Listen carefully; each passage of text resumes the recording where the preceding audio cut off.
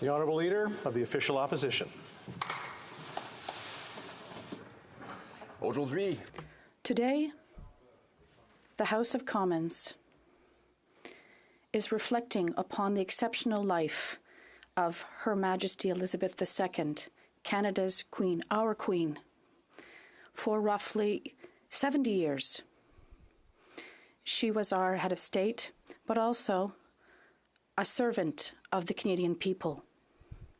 She was a model for all those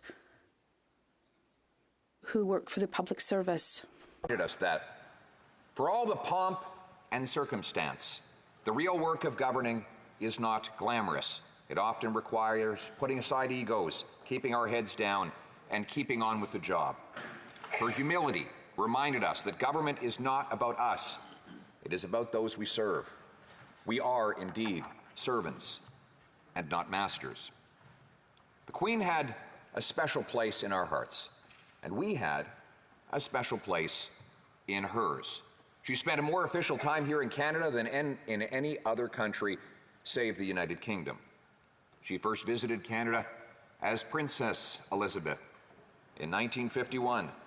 It was on that trip that she said, and I quote, "From the moment when I first set foot on Canadian soil, the feeling of strangeness went, for I knew myself to be among not only friends, but amongst fellow countrymen." She would visit Canada over 20 times as Queen, and she was present at so many of our most important occasions. The opening of the St. Lawrence Seaway in '59, the Centennial Expo in '67, the '76 Summer Olympics, and the patriation of our Constitution in 1982. As we reflect on Her late Majesty's life and her service, we reflect also on the enduring nature of the institution over which she was the crown. On her visit to Canada in 1951, then Princess Elizabeth planted an oak sapling in Vancouver. 71 years later, that sapling has grown into a mighty and stately oak whose canopy provides relief from the sun, or, it being Vancouver, perhaps more likely shelter from the rain. The oak tree has long been a royal symbol. It is a symbol of the British Constitution, whose forms we inherited and whose conventions we follow in this House. In Edmund Burke's Reflections on the Revolution in France, he wrote, "The Constitution was a spreading oak tree, under whose protective shade the British could peacefully and securely enjoy life, as is only possible for those who live under ordered liberty." In Burke's day, the Crown was already a largely symbolic institution. The Civil War had made Parliament supreme more than a century earlier.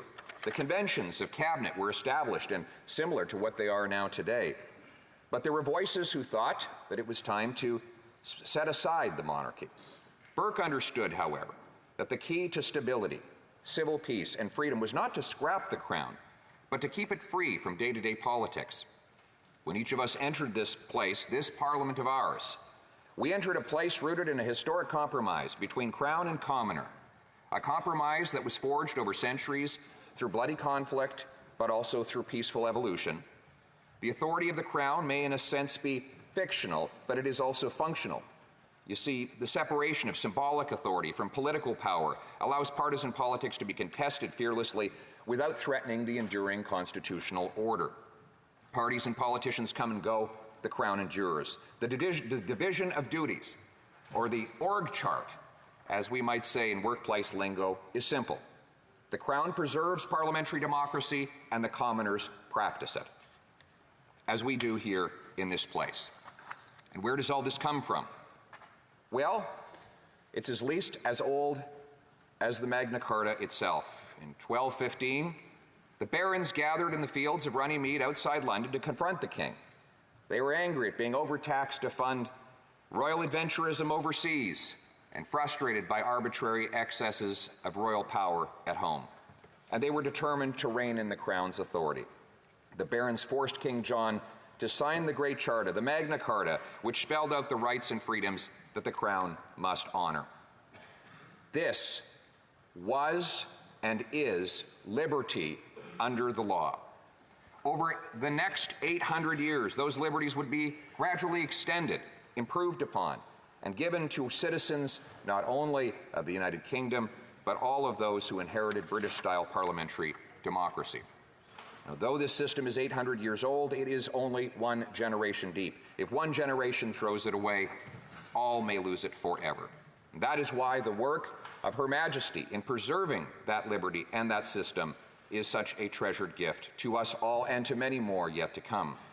As Burke put it is a partnership between those who are living, those who are dead, and those who are yet to be born. We are the living generation, and we have a duty to pass on to our children what Diefenbaker called the heritage of freedom we inherited from our ancestors. This is an inheritance of all Canadians, not just those of British lineage. I myself am not of British descent, but I recognize this tradition and these liberties are my own, just as did our first French-Canadian Prime Minister, the great Wilfrid Laurier, did more than a century ago. During a visit to France as a Prime Minister in 1897, Laurier noted on behalf of all French Canadians that there was loyalty to England and France by saying that we are loyal to our great nation that gave birth to us and also to those who gave us freedom. To a French audience, that our glory in Canada is that we are faithful to the great nation which gave us life and faithful to the great nation which gave us liberty. And when the Queen spoke at the patriation of our Constitution in 1982, at a ceremony not far from where I stand and where all of you sit today, she said, "The genius of Canadian federalism lies in our consistent ability to overcome differences through reason and compromise.